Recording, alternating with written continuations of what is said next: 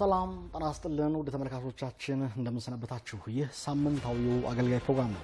አገልጋይ ፕሮግራም የአዲስ አበባ ከተማ አስተዳደር የፐብሊክ ሰርቪስ እና የሰው ሀብት ልማት ቢሮ ከአዲስ ሚዲያ ኔትወርክ ጋር በመተባበር ዘወትር ሐሙስ ምሽት በቀጥታ ስርጭት ወደ እናንተ የሚያደርሰው ፕሮግራም ነው። በከተማችን የሚገኙ የሴክተር ተቋማት የስራ ኃላፊዎች መጥተው ስለ ስራዎቻቸው በቀጥታ ስርጭት ከእናንተ ከአድማጭ ተመልካቾች ጋር የሚገናኙበት፣ እዚህ ከኛ ጋር ጥያቄዎች የሚቀርቡላቸው ምላሽና ማብራሪያ የሚሰጡበት ፕሮግራም ነው።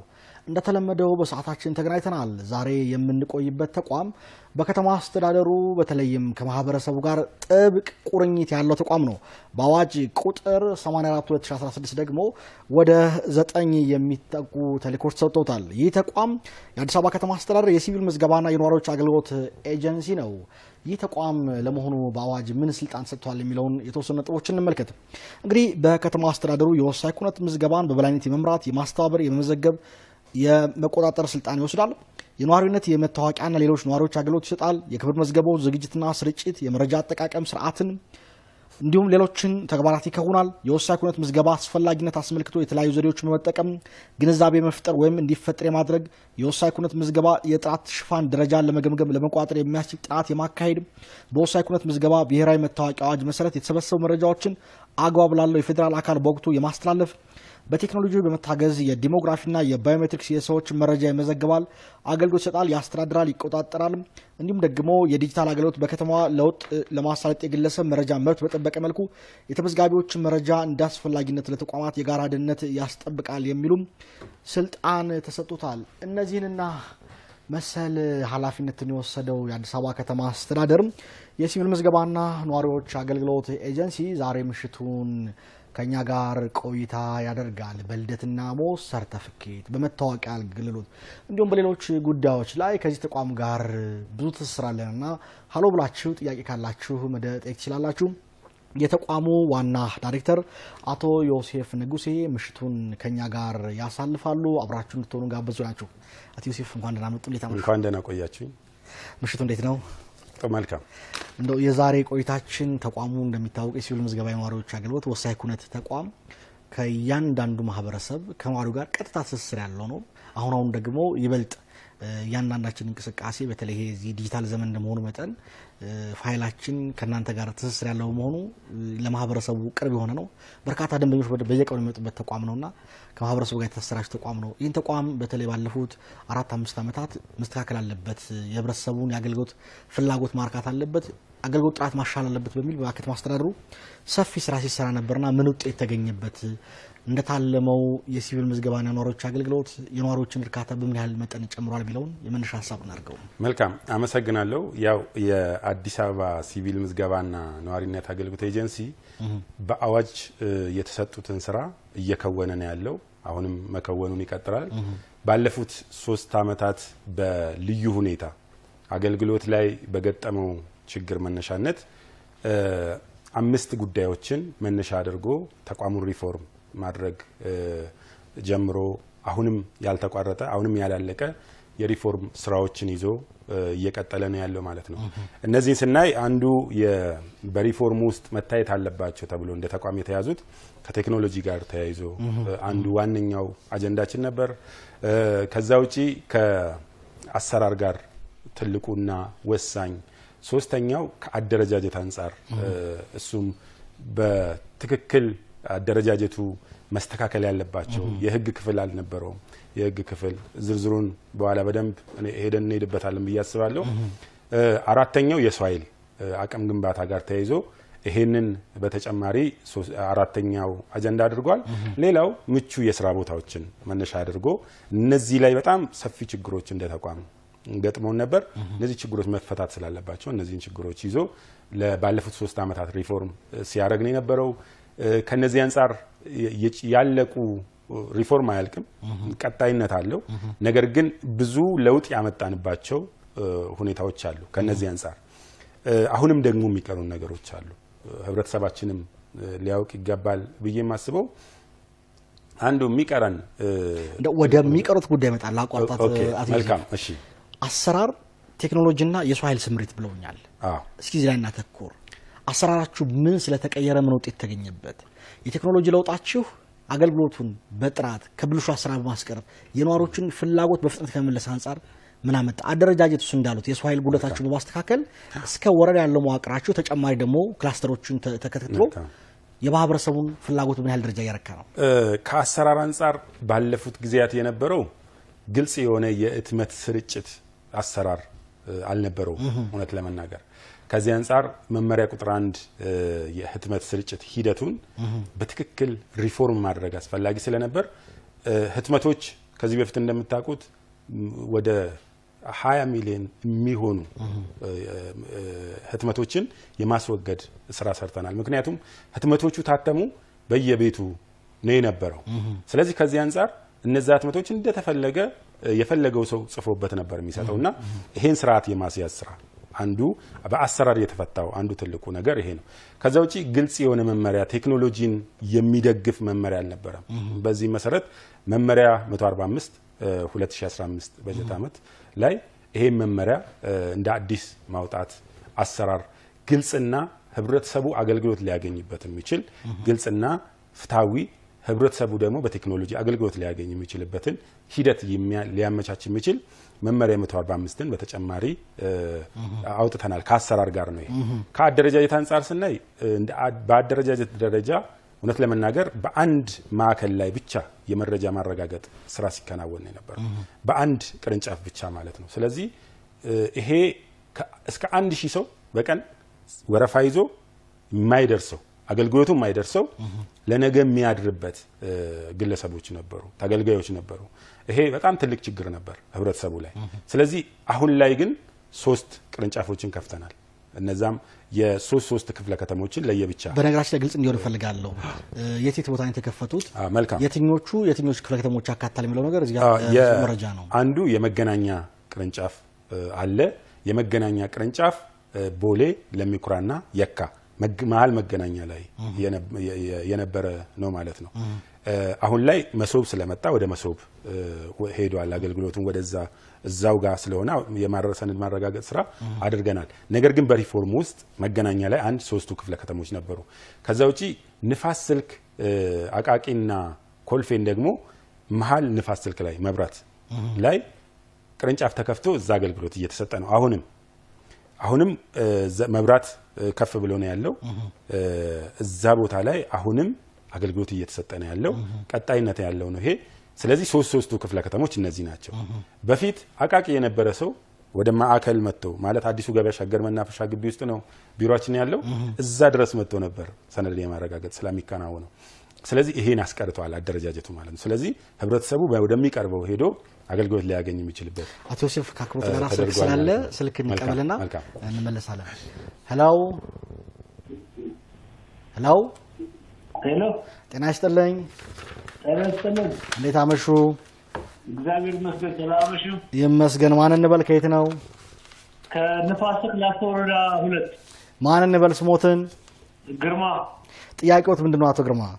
ጥያቄያችን በተመለከተ እሺ፣ የመጀመሪያው ዲጂታል መታወቂያ ሲወጣ ሁሉም የአዲስ አበባ ከተማ አስተዳደር ሲቪል ሰራተኛ መታወቂያ አሻራ ሰጥቶ እንዲያወጣ ተደርጎ ነበር። አሁን ግን ደግሞ በቅርብ አንድ ሰራተኛ መታወቂያውን ሊጠፋበት ይችላል። እሺ፣ አገልግሎት ሰዓቱን ሊያልፍ ይችላል። ግልጋሎት አያገኝም የቤት ቁጥር ከሌለው የሚል ምላሽ ነው እየተሰጠ ያለው። ስለዚህ ይህ በምን መልክ ነው መስተናገድ ያለበት? መጀመሪያ ለምን ተሰጠ? አሁንስ ለምን ታገደ? አመሰግናለሁ። ጥያቄ ጨርሻለሁ። ስለደወሉ ከልብ ነው እናመሰግን። ምላሽ ተጠበታል። አብሮን ይቆዩ። እሺ፣ ይቀጥሉ አቶ ዮሴፍ። መልካም። ከምላሹ የተነሳነበትን ጨርስና ወደ እንመጣለን። ስለዚህ ከአደረጃጀት አንፃር ቅድም እንዳልኩት አደረጃጀቱ እነዚህ ቅርንጫፎች ተከፍተዋል። እነዚህ አገልግሎቶች እየተሰጠባቸው ነው ያለው። ይሄ ደግሞ የአንድ ቦታ የተከማቸውን የተገልጋይ ብዛት ያስተካከለ ይሆናል ማለት ነው። እሱ ብቻ ሳይሆን ሰው ወደሚቀርበው የትራንስፖርት የሚያወጣውን ተጨማሪ የሚያወጣውን ይቀንሳል ማለት ነው። ሶስተኛው እናንተ ጋር ማለት ነው። ሶስተኛው ማዕከል ላይ አራዳ ክፍለ ከተማ ማዕከል ስለሆነ ማለት ነው። ጉለሌ፣ አዲስ ከተማና ልደታ እነዚህ ክፍለ ከተሞች እዛው ይቀርባቸዋል ወደሚቆርባቸው ሄዶ አገልግሎቱን ያገኛሉ ማለት የሰነድ ማረጋገጫ ስለዚህ በዚህ መንገድ ነው አገልግሎቱ ይሄን የህብረተሰቡን እንግልት የነበረውን የህብረተሰብ እንግልት ፈቷል የነበረውን የሌብነት አስተሳሰብ ቀርፏል ሙሉ በሙሉ ምክንያቱም አሰራሩ ግልጽ ሆኗል ማለት ነው አሁንም የቆመ ነገር ባይኖርም ነገር ግን በፊት ከነበረው አንፃር ሲታይ ተቋሙ አንድ እርምጃ ብዙ ነገሮችን የችግሮችን የፈታ የተገልጋዩን ችግር የፈታ ነው ማለት ነው እነዚህ ነገሮች ሌላ ጥያቄ ላንሳ ሚያዝ ስለሆነ ማለት ነው እንግዲህ በተቋሙ የሚሰጡ አገልግሎቶች በተቀመጠው ስታንዳርድ ምን ያክል እየተሰጡ ነው የሚለው የናንተ ግምገማ ምንድነው ከስታንዳርድ አንፃር አገልግሎቱ እየተሰጠ ነው ብለን እናምናለን ነገር ግን ስታንዳርድን ደግሞ ስናስቀምጥ አንዳንድ አገልግሎቶች ከስታንዳርድ ውጪ የሚወጡ በችግር ምክንያት አሉ ማለት ነው ከነዚህ አንፃር አንዱና ትልቁ ነገር የዲጂታል መታወቂያ አገልግሎት ነው ዲጂታል መታወቂያ አገልግሎት በ5 ቀን ውስጥ ይደርሳል ብለን ነበር ያስቀመጥ ነው ይሄ ግን እየሆነ አይደለም ይሄ ምክንያት ስላለው ምክንያቱ አንድ የዚህ የዲጂታል መታወቂያ ህትመት ጉዳይ ያለው የገበያ ሁኔታ ይወስናል ያ ማለት ማሽኖች አሉ እኛ የምንጠቀምባቸው መታወቂያውን የምናትምባቸው ማሽኖች አሉ እነዚህ ማሽኖች ደግሞ የሚጠቀሟቸው እቃዎች አሉ ላሚኔሽን የሚባላል ሪቫን የሚባላል ቀለሞች እነዚህ ከውጪ ነው የሚመጡት ከዚህ አንፃር ነጋዴዎች ብዙ ጊዜ ከባለፈው አሁን ከሚያዚያ 2017 ጀምሮ መታወቂያዎች በክፍለ ከተማ ላይ ዲሴንትራላይዝ ተደርጎ ሲታተም ነው የነበረው እሱ እየታተመ አይደለም አውትሶርስ አድርገን ያ ማለት ወደ ውጪ አውጥተን ሌላ ተቋም ላይ ነው መታወቂያው እየታተመ ያለው በማከለ የትኛው ለዋጋ አንፃር ምን ያው በውስጥ ማተም ይሻላል በውጭ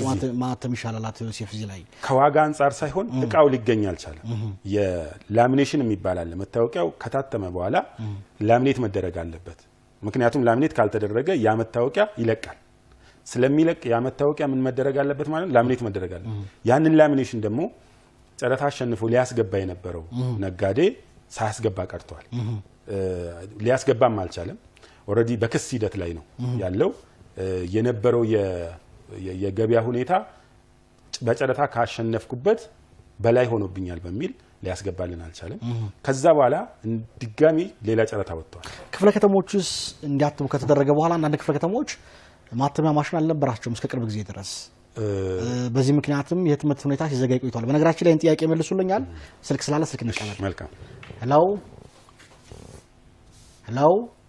ሄሎ ጤና ይስጥልኝ ማን እንበል ከየት ነው ሚሊዮን እባላለሁ ከአራዳ ወረዳ አቶ ሚሊዮን ጥያቄዎት ምንድነው ጥያቄ ዲጂታል መታወቂያ ለልጆችና ለባለቤቴ ለማውጣት እሺ ነሐሴ 8 ቀን 600 ብር በቴሌ ብር ከፈል እሺ ይሄን ከፍዬ ባለቤቴ መስከረም 10 አካባቢ ቴክስት ደርሷት ወሰደች እሺ የልጆቼ ነሐሴ 8 የከፈልኩት ዛሬ ራሱ ወረዳ ሄጄ ብጠይቅ አልመጣልንም ይሄንን ጣራታ ያሸነፈው ፖስታ ቤት ነው ፖስታ ቤት እያዘበራረቀ በትክክል ፕሪንት አርጎ አይልክልንም እኛ ምንም ምን እናድርግ የሚል ምላሽ ነው የተሰጠኝ የዚህ የቀበሌ መታወቂያ ዲጂታል መታወቂያ ዲጂታል የቀበሌ መታወቂያ ይሄ እንዴት ነው አሁን ዲጂታል እንኳን ቴሌ የሚሰጠን ፋይዳ ናሽናል አይዲ በሳምንት ነው የሚደርሰው ይሄ እንግዲህ ኦልሞስት አሁን 3 ወር ሊሆን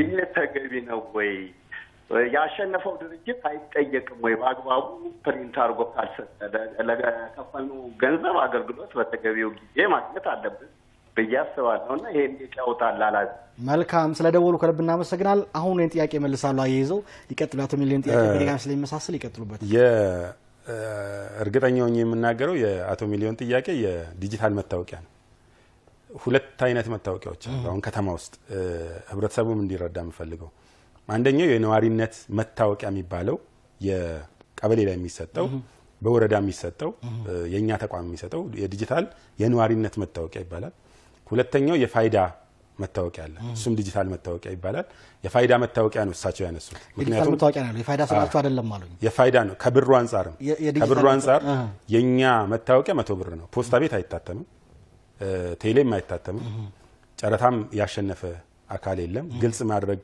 ስለሚያስፈልግ ነው ስለዚህ እሳቸው ያነሱት የልጆቼም ስላሉ የተረዳውት በዛ መልክ ስለሆነ ነው። የነዋሪነት መታወቂያ ከሆነ ማዕከል ነው ወስዶ እያሳተመ ያለው ፖስታ ቤት አይደለም፣ ቴሌ አይደለም። ሙሉ በሙሉ ከሚያዝያ ወር ጀምሮ የነበሩ 300,000 መታወቂያዎችን አትመን ለወረዳ ደርሷል። ተገልጋዮች እየወሰዱ ነው ያሉት። አንድም ሳይቀር 22,000 መታወቂያ ብቻ በቅርብ ጊዜ ከጥቅምት 20 በኋላ ያሉ ወደ 22,000 መታወቂያ ናቸው ህትመት ላይ ያሉት እስከ ነገ ድረስ የሚታተሙት። ከዛ ውጪ ያልታተመ መታወቂያ የለም። የእሳቸው ጥያቄ በዚህ መንገድ ነው ማለት ነው። ምናልባት አቶ ሚሊዮን መስመር ላይ ካሉ ወይም እየተከታተሉን ከሆነ መልሰው ደውለው የትኛው እንደሆነ ማረጋገጥ ይችላሉ። እያሉን ያሉት በወረዳ የሚገኘው መታወቂያ ነው ወይንስ ፋይዳ ነው ብዬ ጠየቅኩት። ለዛ ነው በፖስታ ቤት ሲሉና በወረዳ ከሆነ እስኪ ያረጋግጡልንና አቶ ዮሴፍ ወደ ኋላ ላይ ምላሽ ይሰጡበታል። መልካም፣ ወደ ሌሎች ጉዳዮች እንለፍ። መልካም። ስለዚህ የዚህ የግብአት እጥረት ችግር ገጥሞናል። አሁን ላይ እንደ ተቋም ይሄ መፈታት አለበት የሚል ስራ እየሰራን ነው። ለመፍታት ስራዎች እየተሰሩ ነው ያሉት። ምክንያቱም ይሄን ግብአት ሁሌ እየገዛን መቀጠል አስቸጋሪ ስለሆነ ማሽኑን መቀየር ግዴታ ሆኗል ማለት ነው እንደ ተቋም። ስለዚህ በዚህ ላይ እንደ ማኔጅመንት ውይይት እያደረግን ያለ ነው። የተቋሙ ኃላፊዎች ውይይት አድርጎ ይሄ መፈታት ስላለበት ማለት ነው። ምክንያቱም ግብአቱ በተደጋጋሚ አሁንም ጨረታ ያሸነፈው ግለሰብ ድጋሚ ሊያስገባ አልቻለም። በዚህ ምክንያት በጣም እየቆየብን ያለው ይሄንን ችግር ለአንዴና ለመጨረሻ ጊዜ በቅርብ ጊዜ ለመፍታት ማሽኑ ሙሉ በሙሉ መቀየር ይኖርበታል የሚል ነገር አምነናል። ከወጪው አንፃር በጣም ብዙ ወጪ ነው እያስወጣን ያለው።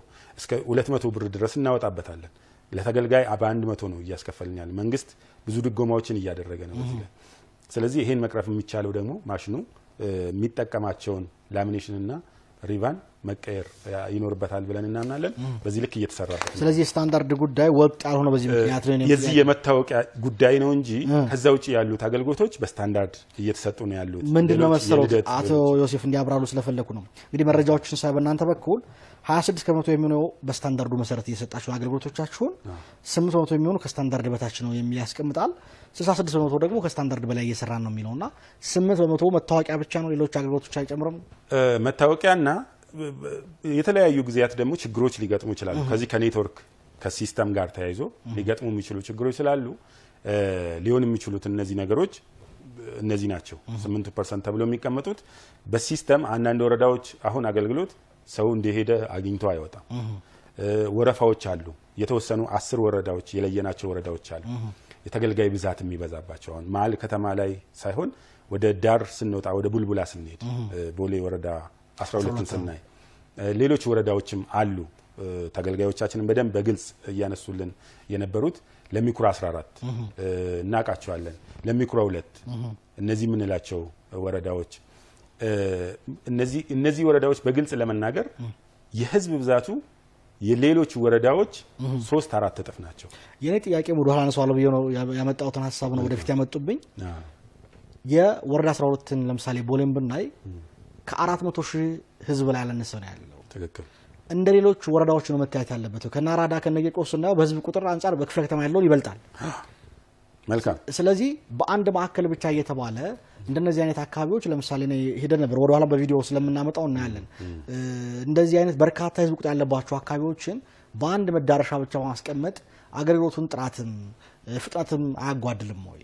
ያጓድላል፣ በትክክል ያጓድላል። ለዚህ ደግሞ ምን አድርገናል? እንደ ተቋም ሌላ ቢሮ ከፍተናል። ቦሌ ወረዳ 12 ላይ 2 ቢሮ ነው ያለን። አሁንም ግን ያልተፈቱ ችግሮች በእኛ በኩል ያሉ ብለን የምናስበው ችግር የሰው ኃይል ችግር ነው። የሰው ኃይል ችግር አሁንም አልፈታንም። የሰው ኃይል ችግር አሁን የምጥጥን ስራ እየሰራን ስለሆነ በቅርቡ እሱን አብረን አያይዘን እየፈታን ያለ ነው። በቅርብ ጊዜ ሙሉ በሙሉ እሱም መፍትሄ ያገኛል እንጂ የቦሌ ወረዳ 12 2 ቢሮዎች ናቸው። የሚያስፈልጉ ግብአቶች ገብቶ ሌላ ቢሮ ተከፍቷል። ቢሮ ውስጥ ገብቶ አገልግሎት የሚሰጥ ባለሙያ ነው የተቸገር ነው እንጂ ለዚህ በቀጣይ መፍትሄ ያገኛሉ ነው ሰደው ተፈቷል። አሁንም ቢሮውን ተፈተናል። ኮምፒውተሮች ተፈቷል። የሚያስፈልጉ ግብአቶች ባለሙያው እስከሌለው ባለሙያ ነው የሚቀረው። ባለሙያ ከላይ ማሽኑ ብቻ ይሰጥማል። እዚህ ላይ ያው ፐብሊክ ሰርቪስም ስላለ እነሱም ስለሚያዳምጡ ፐብሊክ ሰርቪስ በዚህ ላይ ያው ፕሮግራሙም በእነሱም የተዘጋጀ ስለሆነ እኛም ከነሱ ጋር እየተነጋገርን ነው። ባለሙያ መጨመር ስላለበት በእነሱ በኩል የሰው ኃይል ተጨምሮ በእኛ በኩል መዘጋጀት ያለበት ነገር በሙሉ ተዘጋጅቷል።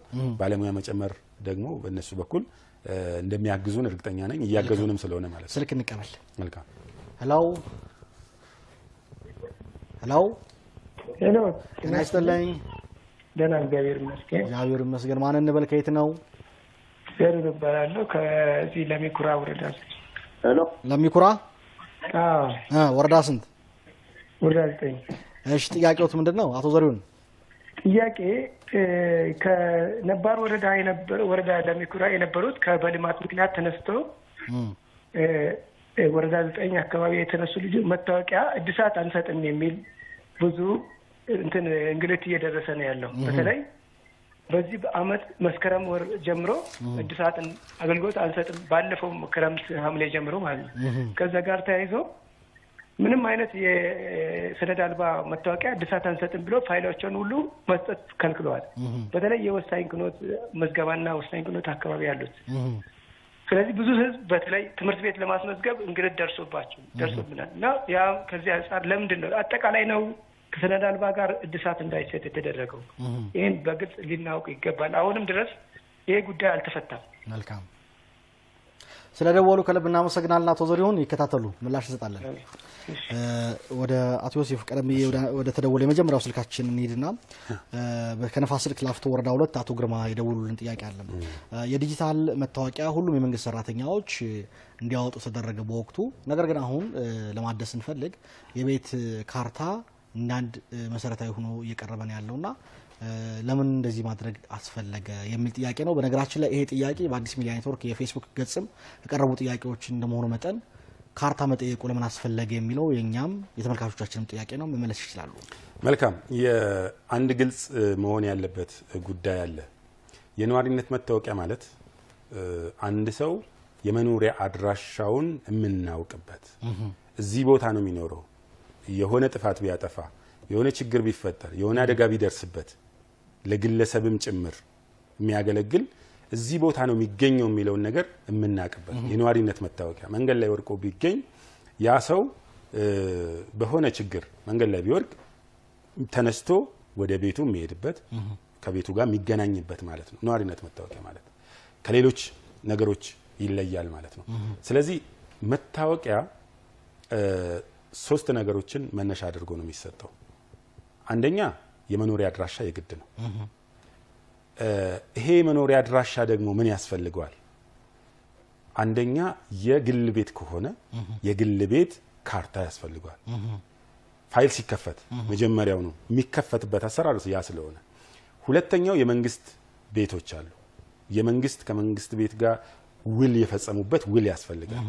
ሶስተኛው ሰነድ አልባ የምንለው አለ፣ እንደ አማራጭ ያስቀመጥ ነው።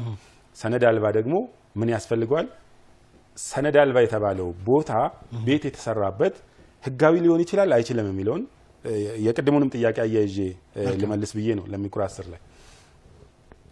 ስለዚህ ምን መሆን አለበት? ሰነድ አልባ ከሆነ መሬት አስተዳደር ይሄ ቤት መብት ይፈጠርለታል ህጋዊ ሊሆን ይችላል ብሎ ሲያስቀምጥ መሬት አስተዳደር ደብዳቤ ይጽፋል በመመሪያው መሰረት። ከዛ በኋላ እሱን ይዘን ከዋና ስራ አስፈጻሚ ደግሞ እነዛ ተገልጋዮች ወረዳይ ላይ ነዋሪ ናቸው ብሎ ሲያስቀምጥ ሲያረጋግጥልን ልክ እንደ ካርታና እንደ ቤት ውል አያይዘን ፋይል እንከፍታለን። እኛ ጋር የተበላሸው አንዱ ትልቁ ነገር ሪፎርም ውስጥ ያየ ነው ችግር ህብረተሰቡም ሊረዳን የሚገባ ብዬ ግልጽ ማድረግ የምፈልገው ከዚህ በፊት ፋይሎች አየር ላይ እየተከፈቱ ነበር። ያ ማለት ማንም በማያውቀው ምንም ቋሚ መኖሪያ አድራሻ ሳይኖረው ፋይል ይከፈታል፣ ተከራይ ተብሎ ይጻፍበታል ወይ የሆነ ነገር ተብሎ ይጻፍበትና ፋይል ብቻ ይከፈትለታል። መሸኛ ውስጡ የለም፣ ምንም መረጃ የለውም። መታወቂያ ግን በእጁ ላይ አለ።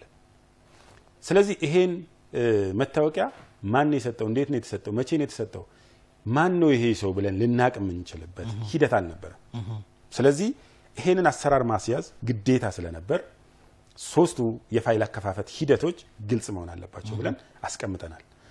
ስለዚህ የማንኛውም ሰው የነዋሪነት መታወቂያ አለኝ ካለ ቋሚ የመኖሪያ አድራሻ አለው ማለት ነው። ስለዚህ ቋሚ የመኖሪያ አድራሻ ያሳያል። ለምሳሌ አብረው እንደሚመልሱት ተከራዮቹንስ እንዴት ነው እያስተናገዳቸው ያላችሁት? በሰው ቤት ተከራይተው አንዳንድ ልበቀና የሆኑ አከራዮች ይፈቅዱላቸዋል። ሲፈቅዱላቸው ይፈቅዱላቸዋል። የሚሆነውም እሱ ስለሆነ ምክንያቱም በሰው ቤት ቁጥር ተጽፎ አይሰጥም። ሰው ግለሰቡ ሲፈቅድ ነው የሚሰጠው። ስለዚህ ግለሰቡ በኔ ቤት መታወቂያ ይወጣለት ብሎ ሲፈርምለት ግዴታ ፎርም ሲሞላለት ነው እኛ መንፈቅደው። ስለዚህ እነዚህ ሶስቱ ናቸው መሰረታዊ የመታወቂያ አሰጣጥ ሂደት። እሺ በቀጣይም በኋላ መጣበታለሁ እንጂ በቀጣይም የምናለማው ሲስተም በዚህ ላይ የተመሰረተ ነው። ቋሚ አድራሻ ሳይኖረው የነዋሪነት መታወቂያ ሊኖረው አይችልም።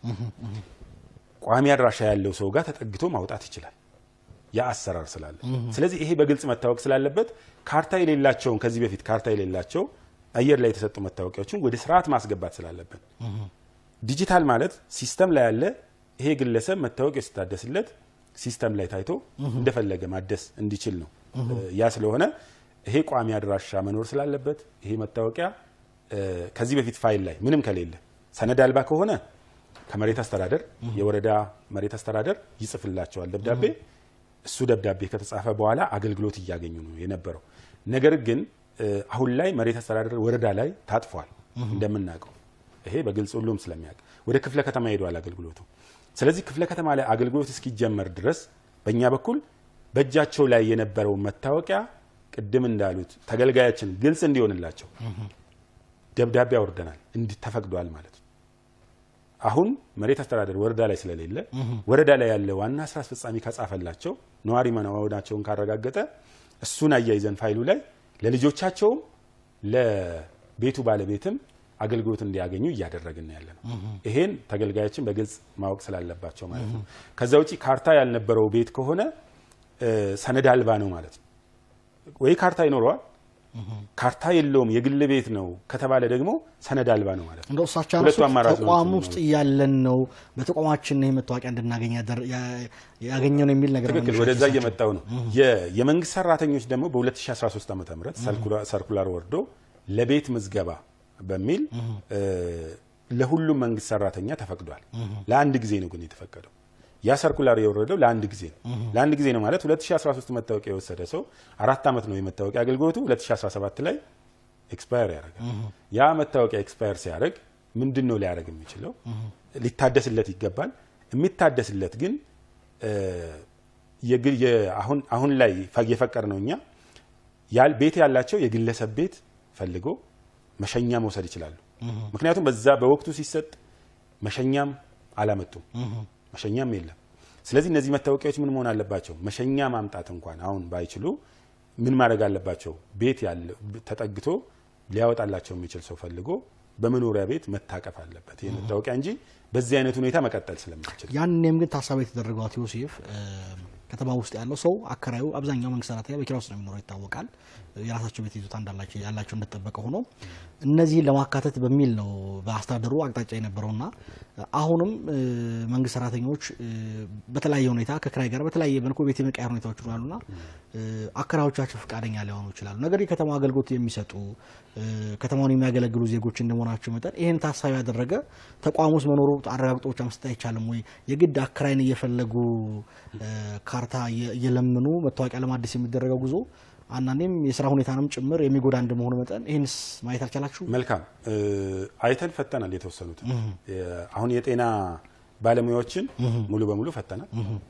የመምህራኖችን ሙሉ በሙሉ በዚህ ልክ እንደ ተቋም ማኔጅመንቱ ኃላፊነት ወስዶ ለከተማ አስተዳደሩ ማሳውቆ ይሄን ችግር ፈቶታል። እሺ የመምህራንንና የጤና ባለሙያዎችን አሁን የመንግስት ሰራተኛ ደግሞ በዚህ ልክ ጥያቄው ተቋሙ ኃላፊነት መውሰድ አለበት።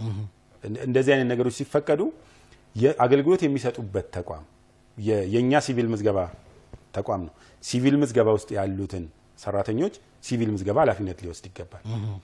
ልክ እንደዛ የጤና ቢሮ ኃላፊነት ወስዶ ደብዳቤ ጽፎልን በዛ መሰረት አሰራር ዘርግተንለት በጤና ቢሮ ኃላፊነት የጤና ባለሙያዎችን ፈተናል ለቤት ምዝገባ ባለፈው በነበረው። ሌሎችንም የመምህራንም ትምህርት ቢሮ ኃላፊነት ወስዶ ፈተናል። ሌሎች ግን በዚህ ልክ መጥቶ የአንድ ግለሰብ ሳይሆን የብዙ ሰራተኛ ከሆነና ተቋሙ ላይ ካለ በዛ አሰራር መሰረት ጥያቄ ከቀረበልን እናያለን። እስካሁን ግን የቀረበልን ነገር የለም። መልካም ውድ ተመልካቾቻችን እንግዲህ አቶ ዮሴፍ ያነሱትን ነገር በተለይ መንግስት ሰራተኞች እንደ ተቋም በጋራ ሆናችሁ መጠየቅ የምትችሉበት እድል እንዳለ አመልክተናል። ከልብ ነው የምናመሰግነው። ውድ ተመልካቾቻችን ካፍታ ቆይታ በኋላ እንመለሳለን። አብራችሁን ቆዩ።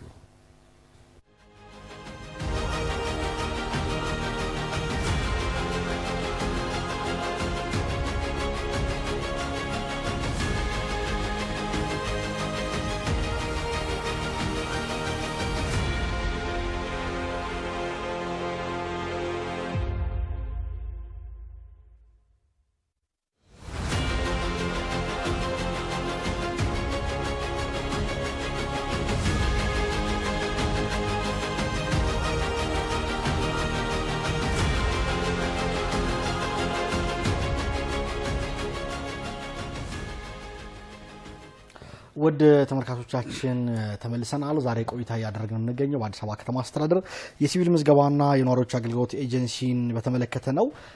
እየተወያየን የምንገኘው አንድ ጥያቄ ላንሳና በቪዲዮ ወደ ተዘጋጁ ፕሮግራሞች ወይም ጥያቄዎች ነው የምናልፈው። አቶ ዮሴፍ ከክፍለ ሀገር መሸኛ ይዘው የሚመጡ ዜጎችን ለማስተናገድ ባለፉት ጊዜያት ታግዶ እንደነበር እናስታውሳለን። በቅርብ በተወሰኑ ጊዜያት ደግሞ ተፈቅዶ ነበር። መልሶ ደግሞ አሁን ይሄ ጉዳይ በተለይ መሸኛ ይዘው የሚመጡን የማስተናገድ ላይ ተቋርጦ እንዳለ ነው መረጃ ያገኘሁትና በተለይ ምንድነው ችግሩ እዚህ አካባቢ ላይ ያለው? በአንድ ወቅት ይፈቀዳል፣ በአንድ ወቅት ደግሞ ይቋረጣል። በተለይ ወደ አዲስ አበባ የሚመጣው ሰው በተለያየ መልኩ ወደ አዲስ አበባ ሊመጣ ይችላል፣ በስራ ሊመጣ ይችላል፣ በኢኮኖሚ ጉዳይ ሊመጣ ይችላል። በልዩ ልዩ መልኩ መሸኛ ይዞ ህጋዊ እስከሆነ ድረስ አገልግሎቱን ማግኘት እንዳይችል በየጊዜው የሚደረግ መለዋወጥ ከምን የመነጨ ነው? በአሁኑ ወቅት ውስጥ ለምን መልሳችሁ እንዲቆም አደረጋችሁ? መልካም። መሸኛ ይዘው የመጡ ግለሰቦች አልታገደም። አሁን ላይ አልታገደም። አሰራር ዘርግተንለታል፣ በግልጽ አሰራር። እስኪ አሰራሩን በደንብ ያብራሩትና እንመልከታው። መልካም። በፊት ግልጽ አሰራር አልነበረውም። ዝም ብሎ አንድ የፈለገው ግለሰብ ወይ ከክፍለ ሀገር በትክክል ከነበረበት ሀገር ሊያመጣ ይችላል።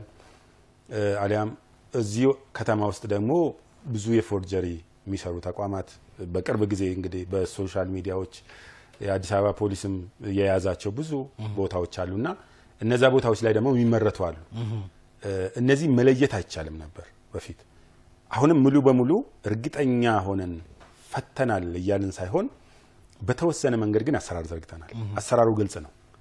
የመጀመሪያው አሰራር ከትክክለኛ ቦታ መሸኛው መጥቷል አልመጣም የሚለው ነገር የምናረጋግጥበት አሰራር የተለያዩ አሰራሮች አሉ፣ ወረዳ ላይ የወረዱ። ሁለተኛው የተለያዩ ኢንተርቪዎች አሉ። ኢንተርቪው እናደርጋለን። በዛ ኢንተርቪው ያ መሸኛ ትክክለኛ ከነበረበት ሀገር ነው የመጣው ከሚለው ሀገር ነው የመጣው። የሌለም ሀገር ስላለ አንዳንድ ሰዎች መሸኛ ጽፎ ይመጣሉ፣ ግን ሀገሩን ሲጠሩልህ በዛ ልክ ኢትዮጵያ ውስጥ ያለ ከተማ አይደለም ስሙ። ኢቭን እስከዛ ድረስ ያገኘናቸው መሸኛዎች በተጨባጭ ስላለ፣ ስለዚህ ይሄን የምናረጋግጥበት የኢንተርቪው ስርዓት አለ። እሱን ካለፈ በኋላ ወደ ማዕከል ወደ ክፍለ ከተማ ይላካል። ክፍለ ከተማ ብሔራዊ መታወቂያ መመዝገብ አለበት መጀመሪያ። ከተመዘገበ በኋላ ወደ ክፍለ ከተማ ይመጣል። ክፍለ ከተማ ወደ ማዕከል ይልካል። ማዕከል ላይ አረጋግጠን እንልካለን ወደ ወረዳ ላይ አገልግሎቱን ያገኛል። እዚህ ላይ እንሄድበታለን። ስልክ እንቀበል። መልካም። ሄሎ፣ ጤና ይስጥልኝ። ከሙልጌታ ብዛል ወረዳ 7 የካ ክፍለ ከተማ ወረዳ 7 ጥያቄዎት ምንድነው? አቶ ሙልጌታ መስተንግዶ በዚህ በሁለት አንድ መታወቂያ በምናድስ ጊዜ አቶ ሙልጌታ ከአክብሮት ጋር ስልኮ ይቆራረጣል። እስኪ ኔትወርክ ያለበት ምቹ ቦታ ላይ ይሁኑ። እሺ፣ ይሄ የመታወቂያ አድሳትና አንዳንድ ጥያቄ ስንጠይቅ በትክክል ያስተናግዱን እና በቃ በተደጋጋሚ ያመላልሱናል እና በቃ ስንሄድ ጥሩ መልስ አናገኝም እና ይሄ ነው ስትላቸው ነግረናል፣ በዚህ ቀና ይባላል። አይ አግባባዊ ቀንና ቀጠሮ ስጡ እንላቸዋለን፣ ምንም አይሰጡም እና ይሄ መስተንግዶ ላይ ችግር አለባቸው። ወረዳ 7 ያሉት የቁነት እንትኖች ሰራተኞች መስተንግዶ ጥሩ አይደለም ነው ጥያቄዎት በጥቅሉ? አዎ። ስለደወሉ ከልብ እናመሰግናለን። የካ ወረዳ 7ቶች ተመልካቾች ደውለው እንደነገሩን መስተንግዶአችሁ ጉድለት አለባችሁ ተብላችኋል። ይሄን እኛም መተን በአገልግሎት ቅኝት የምናይ ነው የሚሆነው። አቶ ዮሴፍ ግን እንደዚህ እርሶ ይከታተሉ፣ ምላሽ ይሰጥበታል። እሺ፣ መልካም። ወደ መሸኛው ስንመለስ በዚሁ አያይዤ የእሳቸውንም የተወሰነ ነገር ላለው የሚወሰድ ስለሆነ ትክክለኛም ስለሆነ በተጨባጭም የመስተንግዶ ላይ ችግር ያለባቸውን ሰዎች ተጠያቂም ያደረግናቸው በምሳሌ ደረጃ ለሚኩራ ወረዳ 3 በተጨባጭ አግኝተን ልክ መስተንግዶ ላይ የነበረውን ችግር መነሻ አድርገን ተጠያቂ አድርገን ከስራ እስከ ማገድ ድረስ የደረስንባቸው ሂደቶች ስላሉ የስነ ምግባር ጉድለት ያለባቸው ባለሙያዎች አሁንም ተጠያቂነቱ ይቀጥላል። ነገር ግን በ7533 ነፃ የስልክ መስመር ደውሎ ወዲያው ቢያሳውቁን ተገልጋዮቻችን በዚህ ልክ እርምጃ ለመውሰድ ቆራጥ እርምጃ ለመውሰድ ተቋሙ ዝግጁ ነው።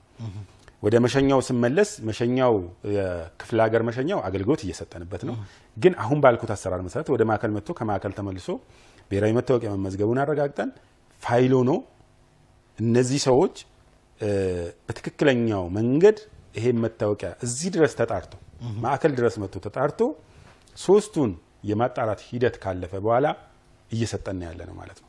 ምክንያቱም የኔን አሰራር ስለዘረጋን አሁን ላይ የምናቆምበት ምክንያት አይኖርም፣ አላቆምንም።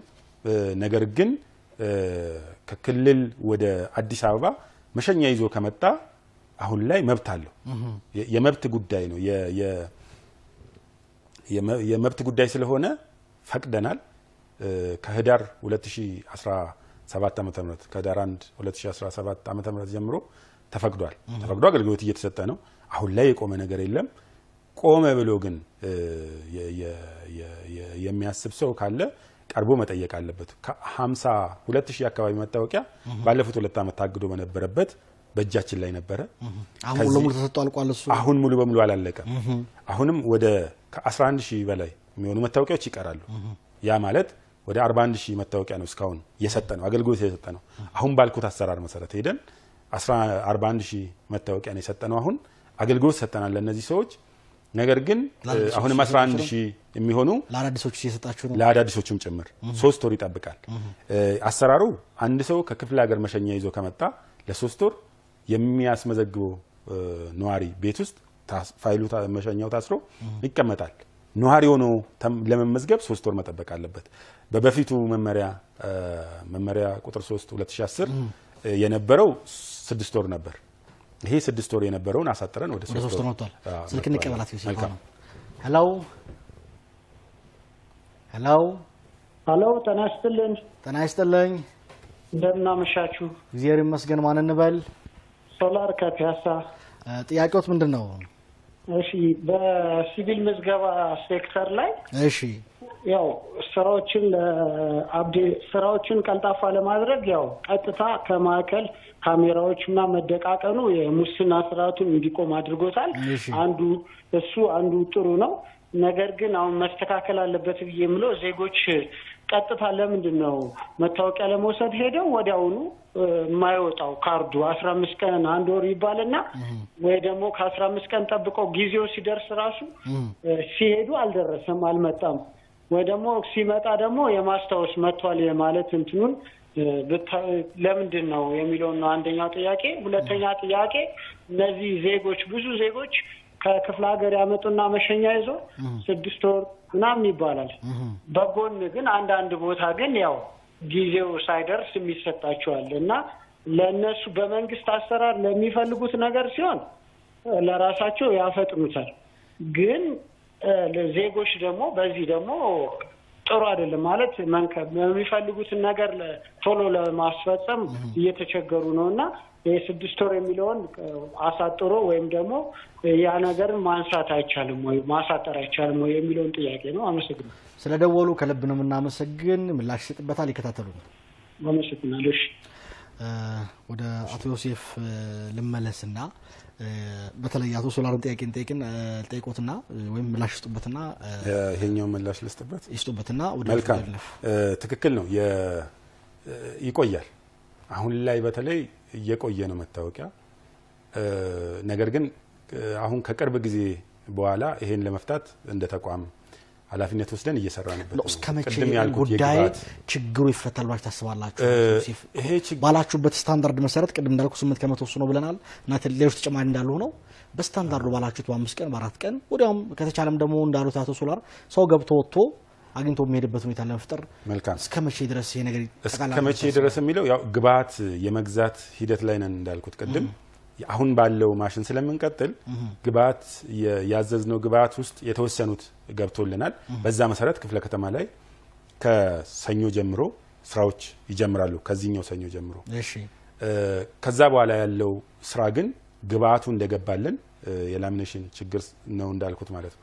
እሱን ችግር ከፈታን ሙሉ በሙሉ መታወቂያ በ5 ቀን ከተባለውም ወርዶ እስከ 3 ቀን ድረስ መታወቂያው የሚሰጥበት ሂደት ይኖራል። ከጥቅምት ወር ይሄ ጥቅምት ወር ሳያልቅ ይሄ አገልግሎት ይቀጥላል ማለት ነው። እስከ ጥቅምት 30 ድረስ ሙሉ በሙሉ ችግሩን ለመፍታት በእኛ በኩል ዝግጁ ነን። ይፈታል። ይሄ በዚህ መንገድ ይወሰድ። የመታወቂያ የቆይታ ጊዜ ግን መሸኛ ከክፍለ ሀገር ላመጣ ሰው 3 ወር የማይጠብቅባቸው ሂደቶች አሉ በመመሪያ የተፈቀዱ። ለምሳሌ ግልጽ መሆን ስላለበት አንደኛው በህመም ምክንያት በህመም ማለት አንድ ሰው ለህክምና ወደ ውጭ ሀገር መሄድ እያለበት መሸኛ ከክፍለ ሀገር ይዞ መጥቶ ፓስፖርት ማውጣት ፈልጎ መታወቂያና ልደት ካርድ ከፈለገ እኛ ጋር ይሄ መመሪያው የፈቀደለት ስለሆነ 3 ወር ሳይጠብቅ አገልግሎት ይሰጣል። ከዛ ውጪ በትምህርት ማለት ወደ ውጭ ሀገር ስኮላርሺፕ አግኝተው የሚመጡ ሰዎች አሉ፣ የተለያዩ ሰዎች አሉ። ለነዚህ አካላት በልዩ ሁኔታ መመሪያው የፈቀደበት ሂደት አለ፣ በመመሪያው በአንቀጽ ተቀምጦ ማለት ነው። ስለዚህ እሱ ስላለ በዛ መሰረት የሚያገኙ ሰዎች አሉ። ከዛ ውጪ ያሉት ግን 6 ወር ሳይሆን ተገልጋዮችን እንዳሉ 3 ወር የሚጠብቁ 3 ወር የሚጠብቁበት ምክንያት አለ። አንድ ሰው መሸኛ ይዞ መጣ፣ ቀጥታ አዲስ አበባ ነዋሪ ነው ሊባል አይችልም። ነገር ግን መሸኛው ስንቀበለው ለመንቀሳቀስ እንዲሆነው ግዚያዊ የሚሰጡ ወረቀቶች አሉ። 0606 አለ፣ እሱን እንሰጠዋለን። በዛ መሸኛውን አስገብቶ እየጠበቀ መሆኑን የሚያሳይ ማስረጃ ነው። ስለዚህ ለ3 ወር ይቆያል። ይሄ በመመሪያ የተቀመጠ ስራ ስለሆነ እስካሁን ብዙ ችግር አልተነሳብንም። 3 ወር ጠብቆ ማግኘት ነው ሰው የሚፈልገው። ብዙ ችግር ጥያቄን በዛ ልክ ስላልመጣ ማለት ነውና መልካም በዚህ ልክ ነው ያለው። ውድ ተመልካቾቻችን በመከታተል ላይ የምትገኙት ሳምንታዊ አገልጋይ ፕሮግራም ነው። ይህ ፕሮግራም የአዲስ አበባ ከተማ አስተዳደር የፐብሊክ ሰርቪስና የሰው ሀብት ልማት ቢሮ ከአዲስ ሚዲያ ኔትወርክ ጋር በመተባበር ዘወትር ሐሙስ ምሽት በቀጥታ ስርጭት ወደ እናንተ የሚያደርሰው ፕሮግራማችን ነው። ፕሮግራማችን እንደቀጠለ ነው። እንደው አገልግሎቱ ምን ይመስላል? ከዚህ ቀደም በርካታ ሰዎች ቁጥራቸው ከፍ ያሉ ሰዎች ተራይዘው ብዙ ትርምስ የሚታይበት ተቋም ነበርና የሲቪል ምዝገባ የነዋሪዎች አገልግሎት ከማከል ጀምሮ እስከ ወረዳ ምን መልክ አለው? በርግጥ አቶ ዮሴፍ እንደሚሉት ከቃል በላይ ስራዎች ውጤት አላቸው ወይ? ተገልጋዩ ምን ይላል የሚለውን ደግሞ ወደ ቢሮአቸው ጎራ ብለን አስተያየት ተቀብለን መተናል። እስኪ ለውጡ ምን ያሳያል የሚለውን አብረን እንከታተልና ተመልሰን እንገናኛለን። የጋብቻ ሰርተፍኬት ለመውሰድ በጣም ቆንጆ፣ በጣም ልዩነት አለው። በፊቱ አሰራር በጣም 10 እጅ የተሻለ እና ቢሮ ደስ ይላል፣ አቀባበላቸው ደስ ይላል፣ አሰራሩ ደስ ይላል እና ያሁን የቅድም ስገባ ሰዓት አለ ልክ በሰዓቱ እና በጣም ደስ ይላል። ቆንጆ የልደት ሰርቲፊኬት እና የጋብቻ ለማስተካከል ነው የተበላሹ ነበር፣ እሱን ለመውሰድ ነው። ጥሩ ነው። ያው በእኛም በጠዋት ተገኘን፣ ከዛ ገባን፣ በተራችን ተጠርተን አገልግሎት እያገኘን ነው። ኦልሞስት እየተሰራልኝ ነው፣ ልወስድ ነው። ያው የቢሮ ሁኔታ ጥራት ያለው ነው፣ በቂ ነው። ሁሉ ነገር ዲጂታላይዜሽን ነው፣ የተስተካከለ ነው። ጥሩ ንጹህ ነው ሲታይ፣ ሁሉ ነገር አገልግሎቱ ጥሩ ነው። በአጠቃላይ ተሻሽሏል ከድሮ ማለት ነው። ምንም አይገናኝም። ለልደት ካርድ ለማሰራት ለማጠፍቶብኝ ላሳድስ ማለት ነው። ድሮ አሁን እንደዚህ አይነት ቦታ ጭንቅንቃለ ቶሎ አይፈጸምልሽም። በጣም ያስቸግር ነበር፣ ሲስተም የለም እየተባለ በመመላለስ እና ደስ ይላል። ድባቡ ሁኔታውን ቤቱ ቆንጆ ነው፣ ያምራል። በሰርቲፊኬት አውተንቲኬት ለማድረግ ነው የመጣሁት። የድሮ አለኝ፣ አሁን አውተንቲኬት ለማድረግ ከገባሁበት ጊዜ ጀምሮ በጣም ቆንጆ ነው። የግቢው ደስ ይላል፣ ብቻ ጋባዥ ነው። እንትኑም ሰዎቹም በጣም ጥሩ ናቸው። ከመጣሽበት ጀምሮ ዌልካም ያደርጉሻል። ችግርሽን ሶልቭ የሚያደርግ ሰው አታጭም። የሆነ ጥያቄ ካለሽም ምላሽ አታጭም እና ደስ የሚል ነው። አረንጓዴ ነገር ነው ብታዩ፣ የዚህን ያህል እንትን አይልሽም። እኔ ጋብቻ የድሮ ከዛሬ 30 ዓመት በፊት አንድ ስፔሊንግ ስህተት ነበረውና ኤምባሲ አልቀበልም ስላለኝ እሱን ለማስተካከል የዛሬ ስንት ዓመት እስራኤል ሀገር ለመሄድ ስመጣ የሆነ ዶክሜንት ልንወስድ ስንመጣ በጣም ሙከት ነበር። እዚህ ጋር ያለው የሰው ብዛት ትርምሱ ዛሬ በጣም ትልቅ ለውጥ አለ።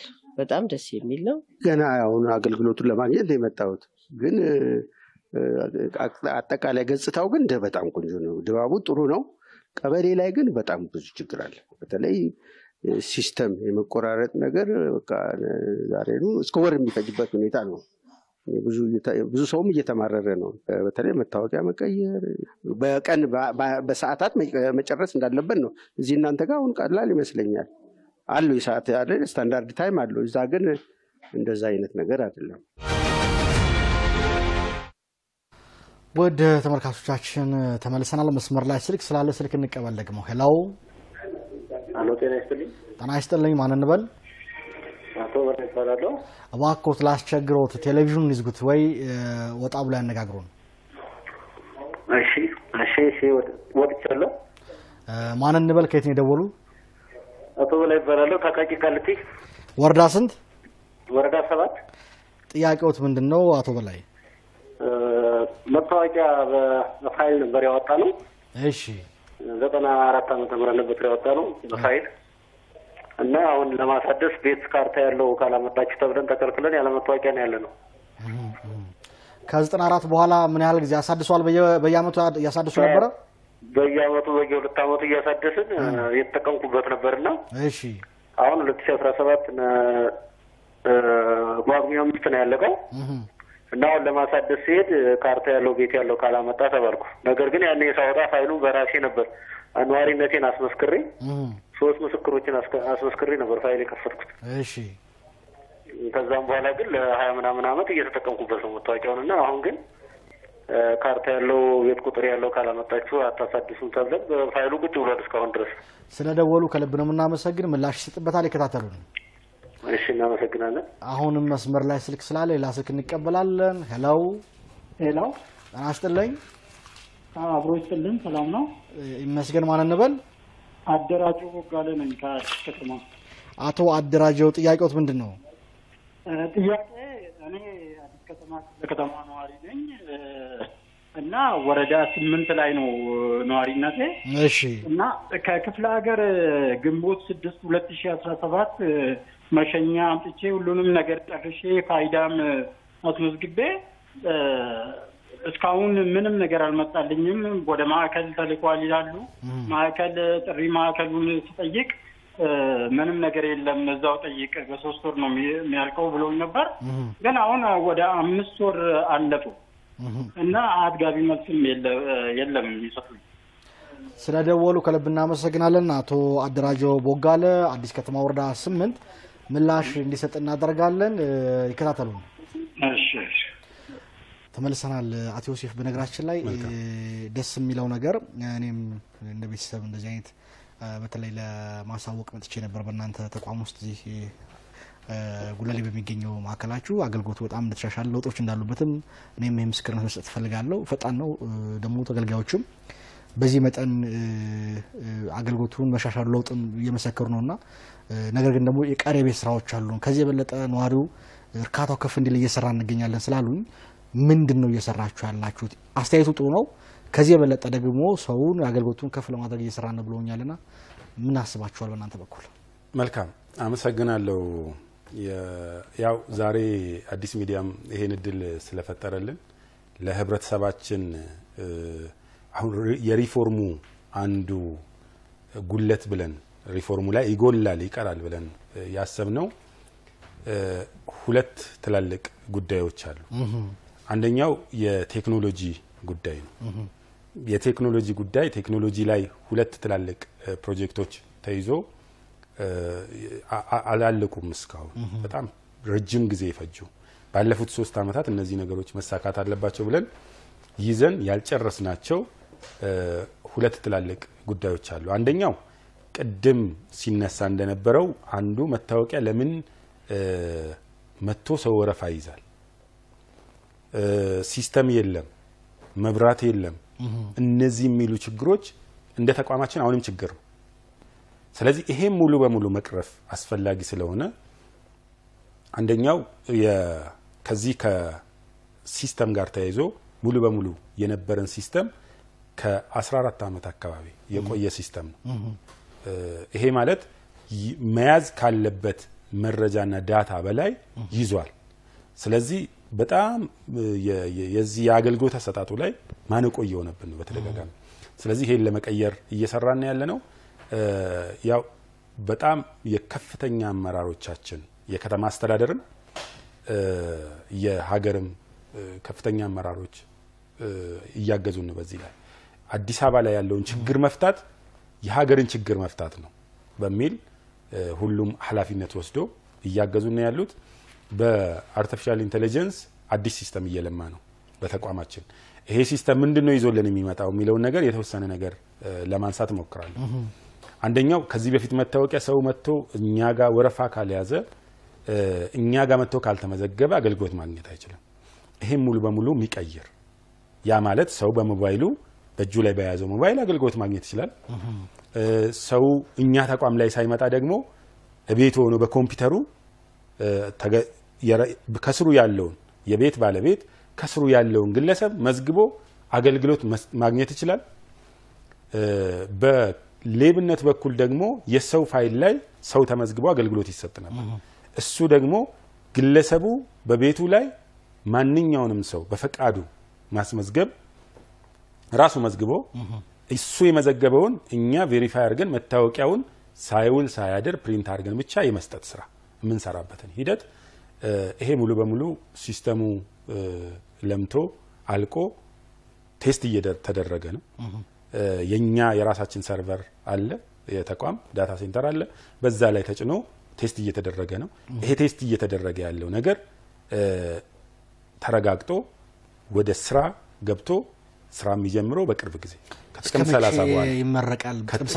ከጥቅምት 30 ላይ ከጥቅምት 30 በኋላ ወደ አገልግሎት የማስገባት ስራ እንሰራለን። አስመርቀን ወደዛ እንገባለን። ሄደ ከተባለ ብዙ ጊዜ ሳይወስድ እስከ ህዳር 30 ድረስ ሙሉ በሙሉ አገልግሎት እንጀምርበታለን ማለት ነው። ስለዚህ የህብረተሰባችንን እንግልት አሁን እየተነሱ ያሉት ከመታወቂያ ጋር ከሌሎች አገልግሎቶች ጋር የሚነሱትን ይሄ ሙሉ በሙሉ እየቀረፍን ያለን።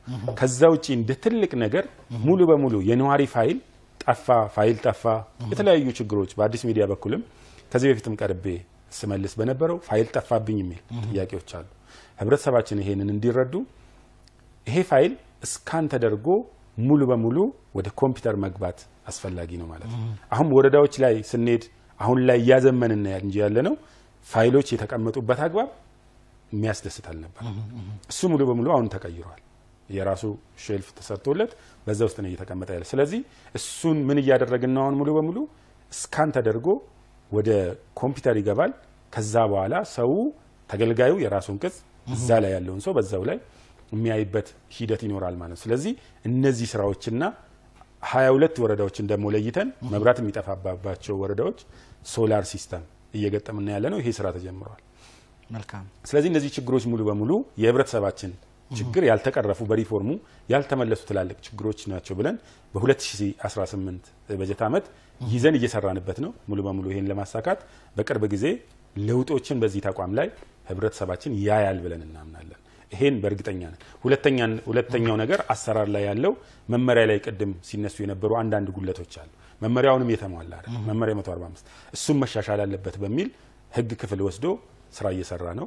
አሁንም መሻሻል ያለባቸውን ጉዳዮች ህብረተሰባችን ቅድም ሲነሳ እንደነበረው አይነት ጉዳዮች አሁን ፋይል 1994 ተገልጋያችን ያነሱት ትክክል ናቸው። መኖሪያ ቤት ነው ተብሎ ፋይል ተከፍቶ ተሰጥቷቸዋል። ይሄ መፍትሄ ይፈልጋል። 00 በሚል ፋይል ተከፍቷል። ይሄ መፍትሄ ይፈልጋል። እነዚህ ነገሮች ህብረተሰብ ውስጥ ከዚህ በፊት በእኛ ተቋም ስህተት በተቋማችን በተፈጠረው በወቅቱ በነበረው አሰራር መሰረት ያለ አግባብ የወጡ መታወቂያዎች አሰራሩን ስላልነበራቸው 1994 መመሪያ አልነበረም። መመሪያ የወጣው መመሪያ ቁጥር 1 2001 ስለዚህ ከዛ በፊት የነበሩት አሰራር አልነበረው። ስለዚህ እነዚህ ነገሮች በምን አይነት አሰራር መስተካከል አለባቸው የሚል አሰራር ጨምረን መመሪያዎቻችንን የማሻሻል ስራ እየሰራን ያለ ነው። እንደው አብሮ የዚህን ከአቃቂ ቃሊቲ የተነሳውን ምላሽ ቢሰጡበት በምን ደረጃ የቆዩ አሁን እነዚህ ዜጎች ከ1994 ዓ.ም ጀምሮ መታወቂያ ነበራቸው። አሁን እንግዲህ ካርታ አምጡ በሚል አገልግሎት እያገኘን አይደለም ብለዋልና እስከዛ ድረስ ይሄ መመሪያው እስኪስተካከል ድረስ እንደዚህ አይነት ጥያቄ የሚያቀርቡ ዜጎች ምንድነው ምላሻችሁ? ለእናንተ ምን ሆነ ይቆዩ እስከዛ ድረስ? መልካም። እነዚህ ተገልጋዮች ኖርማሊ ችግራቸውን በግልጽ ማዕከል አለ፣ ተቋም አለ፣ ዘርፉን የሚመላ ኃይል አለ፣ የሰው ኃይል አለ። እሱ ጋር መጥቶ ይሄን ችግራቸውን በግልጽ አቅርበው አስተዳደራዊ መፍትሄ የሚሰጥበት ሂደት አለ። ተቋሙ ላይ ባይዞዬ ሙሉ በሙሉ አገልግሎት ዝግ ነው ብለን አንመልስም።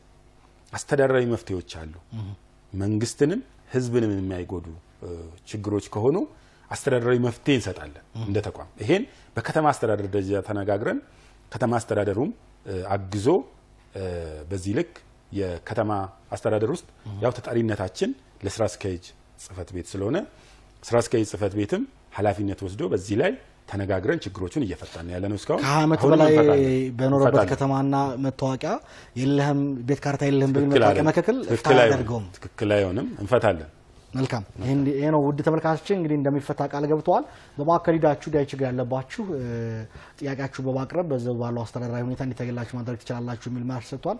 ስለዚህ ወደ አዲሱ ገበያ ሂዳችሁ ጥያቄው ማቅረብ ትችላላችሁ ማለት ነው። ወደ ሌሎች ጉዳዮች ለፍ አቶ ዮሴፍ መልካም እንግዲህ የወሳኝ ኩነት ዋናው ዓላማ ከዛ የሚገኙ መረጃዎችን በመተንተን ለፖሊሲ አውጪዎችና ለልዩ ልዩ አገልግሎቶች ግብዓት እንዲውል ማድረግ ዋናው ዓላማው ነው። በአዲስ አበባ ከተማ የሚገኙ መረጃዎች ተተንትነው በሚፈለገው መልኩ ተደራጅተው ለፖሊሲ አውጪዎች፣ ለህግ፣ ሌሎች የመንግስት አስፈጻሚ አካላት በምን ደረጃ እየቀረበ ነው የሚገኘው? ምን ያህልስ ተግባራዊ ድርሻ ተወጥቷል ማለት ይቻላል? መልካም የዚህ የመረጃ የኛ ተቋም ራዩ ራሱ መረጃዎችን በማደራጀት የመረጃ ምንጭ ሆኖ መታየት ነው። የመረጃ ምንጭ መሆን ማለት ደግሞ ለስታቲስቲክስ፣ ለህግ፣ ለአስተዳደር አስተዳደር እቅዶቹን ሲያቅድ አንድ አካባቢ ላይ ምን ያክል ጤና ጣቢያ ያስፈልጋል፣ ምን ያክል ትምህርት ቤቶች ያስፈልጋሉ፣ ምን ያክል ተቋማት ያስፈልጋሉ የመንግስት ተቋማት ከሆኑ እነዚህን አስተዳደሮች መንግስት የመረጃ ግብዓት አድርጎ መስጠት ነው። ስለዚህ ከዚህ አንፃር ከዚህ በፊት በነበረው አሰራራችን ያው በሀገራችንም ተጨባጭ ሁኔታ በ1935 ነው ኩነት መመዝገብ የተጀመረው እንደ አዲስ አበባ። ያ ማለት ጋብቻ በ1935 ልደት በ1946 እንደ ኢትዮጵያ አቆጣጠር በ1962 ደግሞ ሞት መመዝገብ ተጀምሯል። ይሄ የተመዘገበው መረጃ ግን እስካሁን ድረስ ባለው ሂደት ቅድም ለምንለው ለህግ፣ ለስታቲስቲክስ እና ለአስተዳደር ብለን ባስቀመጥነው ልክ ያንን ራዕይ ያሳካል ነበር። ስለዚህ እንደ ተቋም አንዱ ሪፎርም ውስጥ ያየነው ይሄንን ነው። ይሄ መሆን የሚችልበትን ሂደት የማመቻቸት ስራ እየሰራን ያለነው። ከዚህ አንፃር እየሰራን ያለናቸውን የተወሰኑ ነገሮችን ላንሳ። አቶ ዮሴፍ አብሮ ያየዙና ይመልሱልኝ። መልካም ችግር ስላየው ነው ዳታዎች ተተንትነው በአግባቡ አገልግሎት አለማላቸው ተጽዕኖ እንዳላቸው ለማሳያል የፍቺ ሁኔታ ማንሳት ተገቢ ይመስለኛል። እንግዲህ በበጀት አመቱ በ2017 በጀት አመት ማለት ነው 8797 የፍቺ መዝገብ መካሄዱ ያሳያል። ጋብቻ ስናየው ከዚህ ያነሰ ነው። በከተማ ላይ የሚካሄደው ወደ 25.31 ያህል ከባለፈው ከ2016 አንጻር ሲታይ ጋብቻ ቀንሷል፣ የፍቺ መጠን ግን ቀንሷል ማለት ጨምሯል።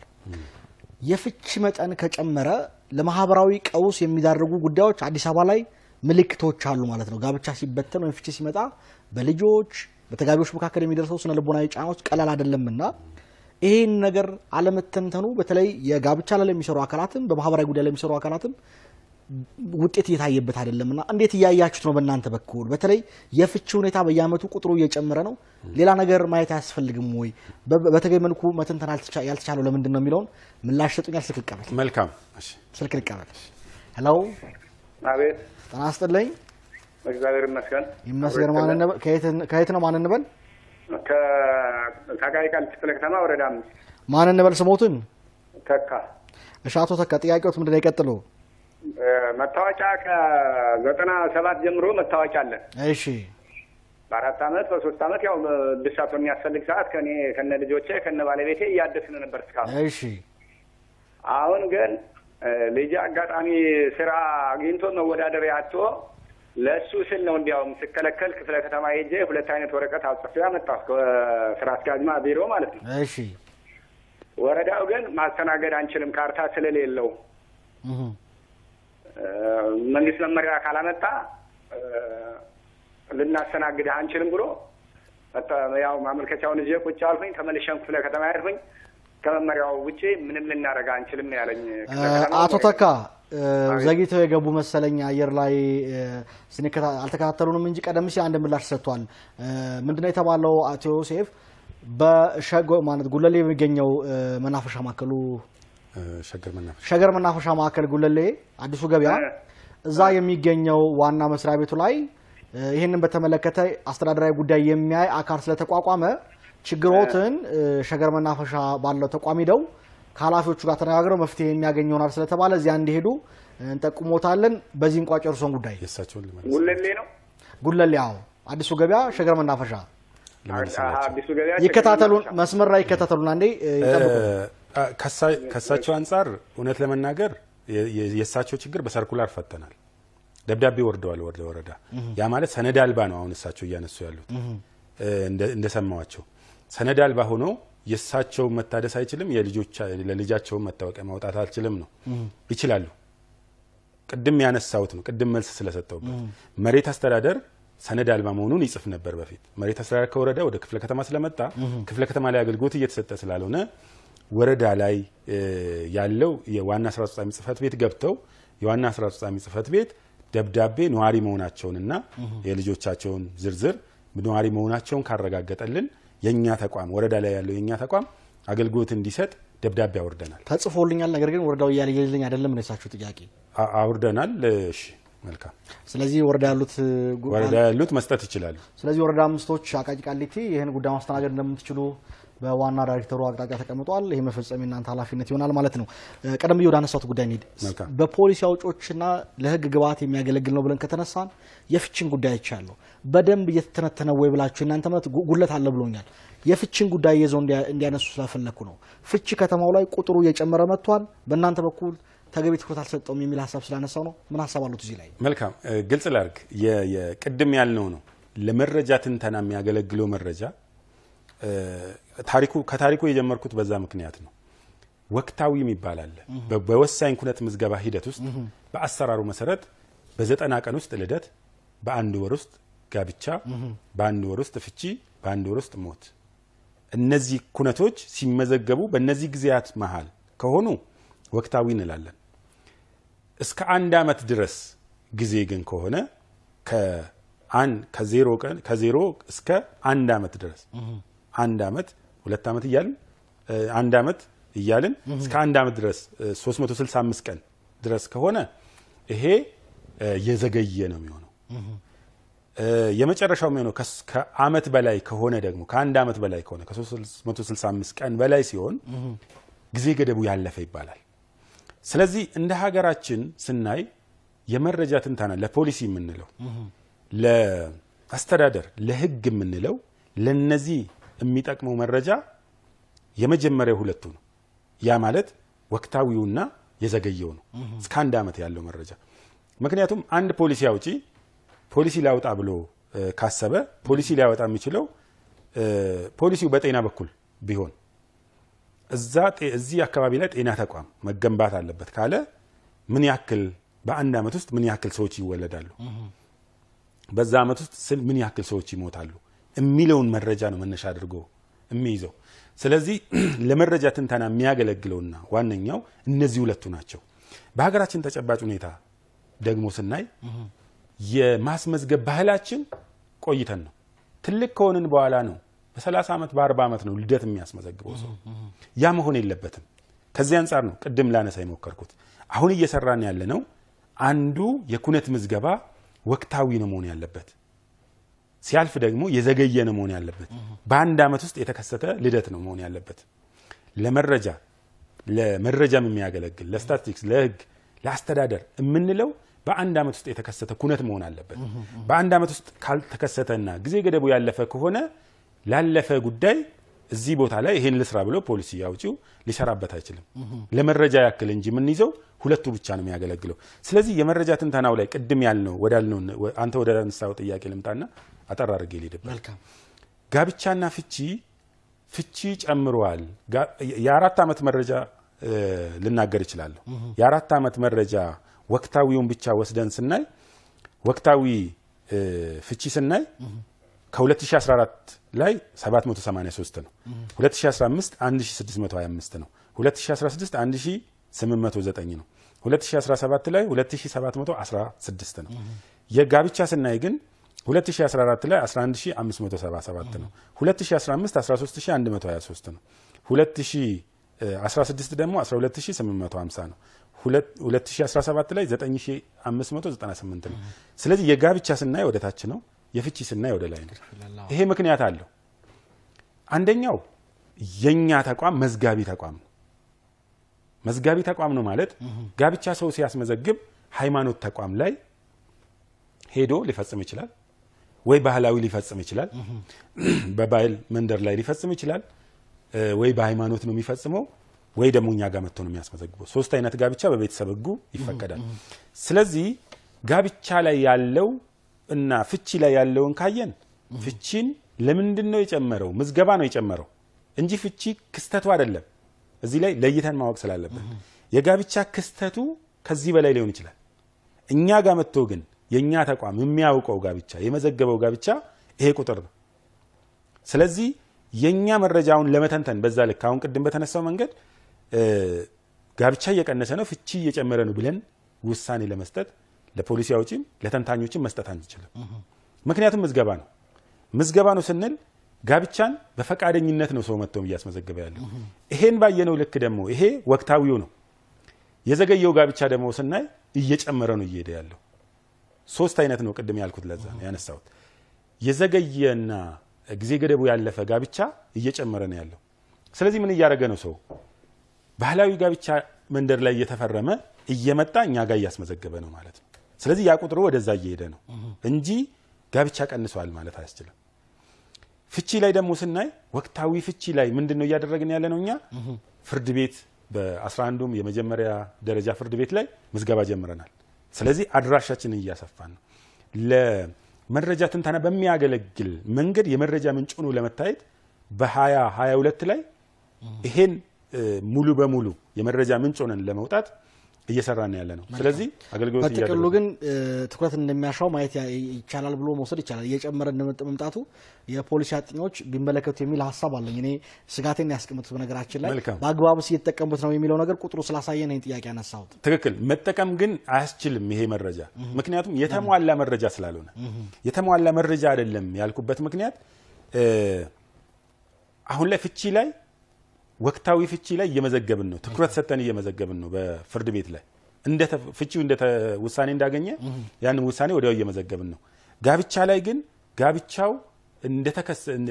ጋብቻውን እንደፈጸሙት ቀጥታኛ ጋር መጥቶ ሳይሆን ባህላዊ ተፈራርሞ ነው የሚመጡት 15 ቀን ገደብ ስላለ ማለት ነው ያ15 ቀን ገደቡን ለማለፍ ሲሉ ይሄን እያደረጉ ነው ያሉት ስለዚህ ይሄ ደግሞ ጋብቻውን የምዝገባ ሂደቱን እንዲቀንስ አድርጎታል ነው ወቅታዊው ያ ስለሆነ ነው ሙሉ የተሟላ አይደለም ያልኩት አመሰግናለሁ አቶ ውድ ተመልካቾቻችን እስኪ ደግሞ በወረዳ አካባቢ የሚሰጡ አገልግሎት ምን ገጽታ አለው የሚለው በርካታ ተገልጋዮች የሚገኙበት ቦሌ ወረዳ 12 ተገኝተን ነበርና ምን ሐሳብ አላችሁ ከዚህ ቀደም እዚህ አካባቢ ላይ ዜጎች አገልግሎት ለማግኘት የሚጨናነቁበት ሁኔታዎች እንደነበሩ ስለታዘብን ጎራ ብለን ዛሬስ ምን አይነት ሁኔታዎች አሉ የሚለውን ለማየት ሞክረናል አስተያየታችሁን ተከታትለን እንመለስና አብረናችሁ ቆይታ የምናደርገው የሚሆን አብራችን ቆዩ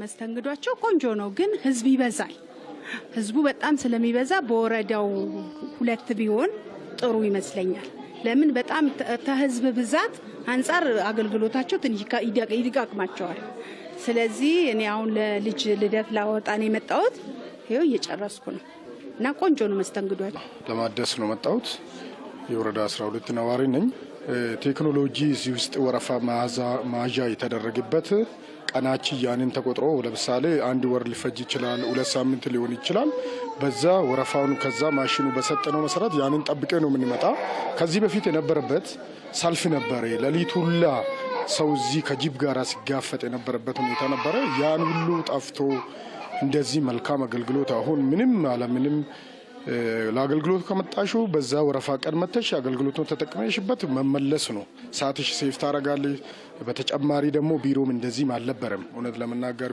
ያን ሁሉ ተሰርቶ ከባለሙያ ጀምሮ የመንግስት አሰራር ውስጥ የተቀየረ አካባቢ በጣም ጥሩ ናቸው ያላገባ ለማውጣት ነው በጣም ለውጡ እድገቱ ጥሩ ነው ግን ምንድነው ሰፊ ነው ኤሪያው የሚያካልለው ወረዳው ሰፊ ስለሆነ በጣም የዝብዛት አለው ያው አፖይንትመንት ስትወጂ 2 ወር ከዛ በላይ ነው የምትወጪ ስለዚህ ቢያንስ ማለት ነው አገልግሎቱ አጥር የህዝብ ቁጥሩ ቀነስ ሲቪል ጥሩ ነው።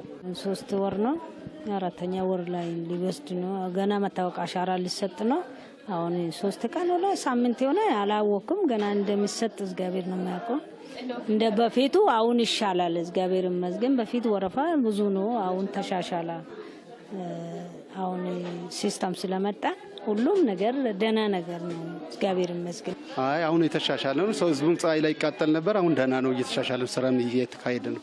ቆንጆ ስራ ነው ያሉት። በዚህ ይቀጥሉልኝ። እንደ አጋጣሚ የኤምባሲ ቀጠሮ ነበረኝና ያላገባ ይዘህ መምጣት አለብህ ተባልኩኝ። እዚህም ስመጣ ቀጠሮ ያው ያላገባ የሚፈልግ በጣም ብዙ ሰው ስለሆነ ረጅም ነው። ቀጠሮው ደግሞ ሰኞ ነው። ያው ገብቼ ያለው እንትን ሁኔታ እንዲረዱኝ እንዲሉኝ ያልኳቸው በቃ ችግር የለውም ይሄን በአስቸኳይ እንሰራላለን እናስተናግዳለን ብለውኝ ይሄውና ተቀምጫለሁ። አሁን ዛሬ ሊጨርሱልኝ ነው እና ይሄ ትልቅ ነገር ነው ለኔ ህይወቴ ላይ ትልቅ ትርጉም አለው። ይሄንን እድል በዚህ የተነሳ ባጣው ብዙ ነገሬ ነው የሚቃወሰው፣ ግን ያንን ስለተረዱ ይሄንን ተረድተውኝም ሊያስተናግዱኝ ፈቅደው እንድጠብቅ ነግረውኛል። የምር ከልቤም አመሰግናለሁ። እስከ ዛሬ አመት እየተመላለስን የነበረው ግን በአገልግሎት አሰጣጥ ከባድ ችግር ስለነበረ ነው። እኔ ስራ ላይ ሆኜ እንደገና እነሱ ሲቆጥሩም ሳይመቻችልን ቀርቶ ዛሬ ግን በስተንግዶ ራሱ እጅግ በጣም አርኪ ስለሆነ ሰራተኞቹም በጣም በከፍተኛ መነሳሳት ላይ ስለሆነ በጣም ደስ ብሎን አሁን ጨርሰን ልንወጣ ነው። ተመልሰናል። ውድ ተመልካቾቻችን በመከታተል ላይ የምትገኙት ከአዲስ ሚዲያ ኔትወርክ ዘወትር ሐሙስ ምሽት በቀጥታ ስርጭት ወደ እናንተ እየደረሰ የሚገኘው አገልጋይ ፕሮግራም ነው። ዛሬ ቆይታ ያደረግ የምንገኘው የሲቪል ምዝገባና የነዋሪዎች አገልግሎት ኤጀንሲ ላይ ነው። እንግዲህ እንደተከታተላችሁት ደግሞ ቦሌ ወረዳ 12 በርካታ ህዝብ የሚገኝበት ነው። መሀል ላይ ከሚገኙ የክፍለ ከተሞች ይበልጥ ቁጥር የያዙ ወረዳዎች አንዱ እንደመሆኑ መጠን አገልግሎቱ በምን ደረጃ ላይ ይገኛል? ከዚህ ቀደም ዜጎች እስከ ሌሊቱ 9 ሰዓት ጭምር ሰልፍ የሚይዙበት ሌሊት ወጥተው እንደተገለጸው ነበር። እሱን ለማስተካከል የተወሰዱ እርምጃዎች ምን አሉ የሚለውን ነበር ለመቃኘት ሞክር ነው።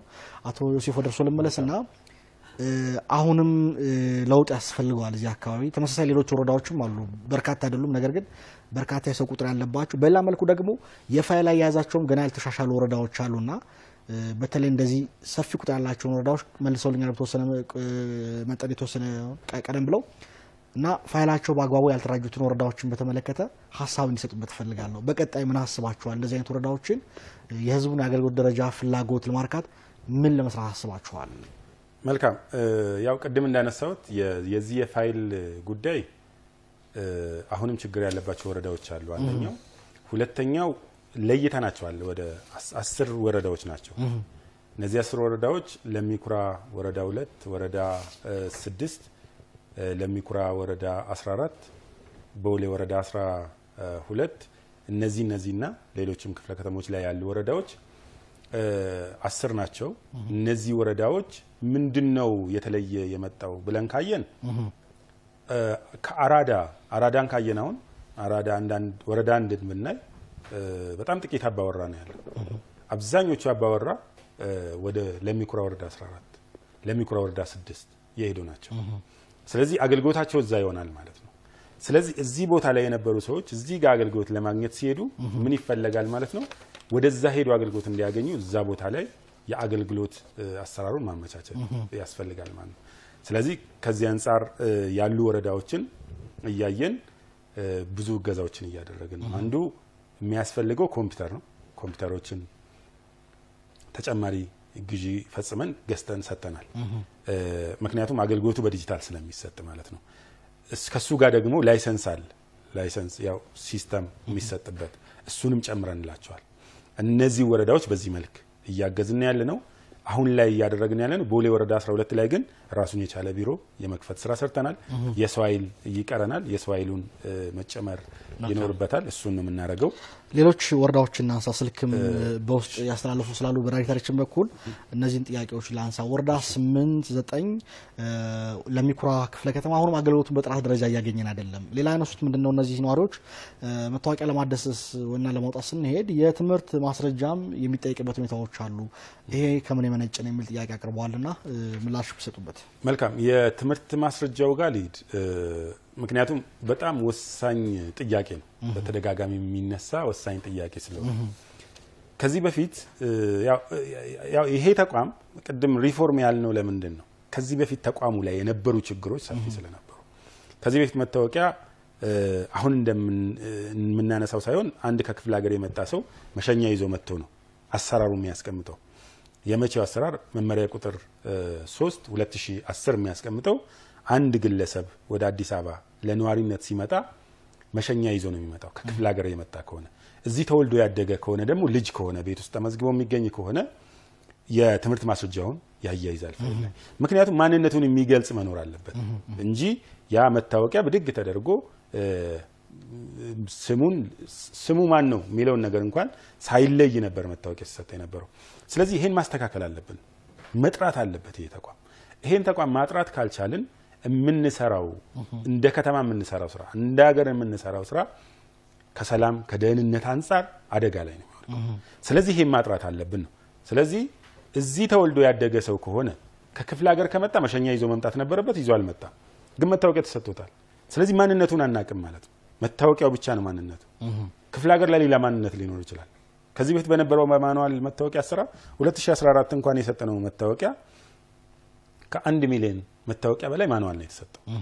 ከዛ በፊትም ማኑዋል መታወቂያዎች አሉ። እነዚህ ማኑዋል መታወቂያዎች ብቻ ናቸው የተሰጡት። ከዛ ውጪ ሌላ ከስር መሰረት ወይ ልደት የለም፣ በልደት እንኳን ማየት እንዳንችል ልደትም የለም፣ ምንም መረጃ የለም ስሙን የሚገልጽና እሱን የግድ ፋይላችን ላይ አያይዘን ማንነቱን የሚገልጽ አያይዘን ያንን መታወቂያ እናድስ በሚል አንዱ ፋይል ውስጥ ያልተሟላ ነገር ከሌለ የትምህርት ማስረጃ ማንኛውም የትምህርት ማስረጃ ሊሆን ይችላል፣ እሱን እንዲያያይዙ ነው እያደረገን ያለ ነው።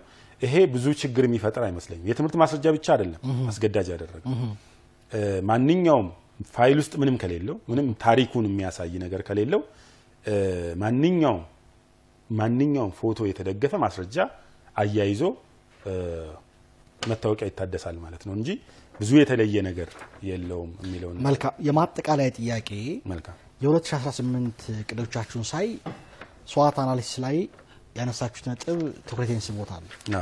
አንደኛው በተቋማት ደረጃጀት ውስጥ ጥቂት የማይባሉ ደረጃ በክፍለ ከተማ በተለይም ደግሞ ቦርድ ያሉ አመራርና ባለሙያዎች የአመለካከትና የቁርጠኝነት ችግር ያለባቸው በመሆኑ በተደጋጋሚ ወደ ብልሹ አሰራር ወይም በሌብነት ሲዘፈቁ ወይም ገብተው ተገኝተዋል የሚል ነገር አስቀምጣችኋል። ሁለተኛው እዚህ ላይ ያስቀምጣችሁት በተቋሙ አደረጃጀት ውስጥ በመካከለኛ አመራር የሚገኙ ማለትም በዳይሬክተርና በቡድን መሪ ደረጃ እንዲሁም በባለሙያዎች የጠባቂነት ችግር ያለባቸው መሆኑን ያነሳል። ሶስተኛ ያስቀምጠው ከማዕከል እስከ ወረዳ ባለው የተቋሙ አደረጃጀት ያሉ አንዳንድ አመራሮች የተቋሙን ራዕይና ተልዕኮ በአግባቡ ተረድቶ እና የራስን ሚናውቆ ስራን በእውቀት ከመምራትና ከማሰራት አንጻር ትልቅ ክፍተት ያለ መሆኑ የሚል ግምገማ አስቀምጣችኋል። በዚህ ሁኔታ ውስጥ ባለ የሰው ኃይል አደረጃጀትና ቁመና ላይ ራዕዮቻችሁን፣ ሀሳቦቻችሁን እንዴት ማሳካት ይቻላል የሚል ጥያቄ ማንሳት ፈልጌ ነው። እነዚህ ነገሮች ትክክል ናቸው። ያ ማለት ግን ገዢውን ስፍራ ይዟል ማለት አይደለም። በተቋም ውስጥ ያለን ሰራተኛ ከማዕከል እስከ ወረዳ ድረስ ከ3000 በላይ ነው። አመራርን ጨምሮ ከማዕከል እስከ ወረዳ ድረስ ከ3000 በላይ አመራርና ባለሙያ ቡድን መሪ አሉ። እነዚህ ደግሞ በተለያየ ጊዜ ደግሞ ችግር ፈጥሮ አምና እንኳን በ2017 እንኳን ስናይ በስነ ምግባር ችግር በሌብነት ጭምር የተጠየቁ አመራር ቡድን መሪም ባለሙያም ጭምር አለ። ያ ቁጥሩ 168 ባለሙያ ቡድን መሪና ዳይሬክተር ተይዟል። በዚህ ልክ ትክክለኛ ጥፋት አጥፍቶ እሱ ብቻ አይደለም፣ ሙሉ በሙሉ ከመንግስት ስራ በአዋጅ 87 አዲሱ የመንግስት ሰራተኞች አዋጅ መሰረት 2 ባለሙያዎችን ከስራ አሰናብተናል። ሙሉ በሙሉ ከመንግስት ስራ ቅድም ያየነው ቦሌ ወረዳ 12 ላይ በጣም ህብረተሰቡን ሲያንገላቱ ሲያማርሩ የነበሩ ይሄ አለ። ነገር ግን በ2017 በተጨማሪ ብዙ ስልጠናዎች፣ ብዙ የአቅም ግንባታ፣ ብዙ የአመለካከት ስልጠናዎችን ሰጠናል፣ እየሰጠን ነው። በዚህ ዓመትም የአመለካከት የስነ ምግባር ስልጠናዎች እየሰጠን ነው ያለ ነው። ያው አመለካከትን በአንድ ጊዜ ሙሉ በሙሉ ማጥፋት አይቻልም። ሲያጠፋ ተጠያቂ ማድረግ፣ ግልጽ የተጠያቂነት ስርዓት ህገ ደንብ አለን። በዛ በመንግስት ሰራተኛ አዋጅ መሰረት ተጠያቂ እያደረግን ያለ ነው።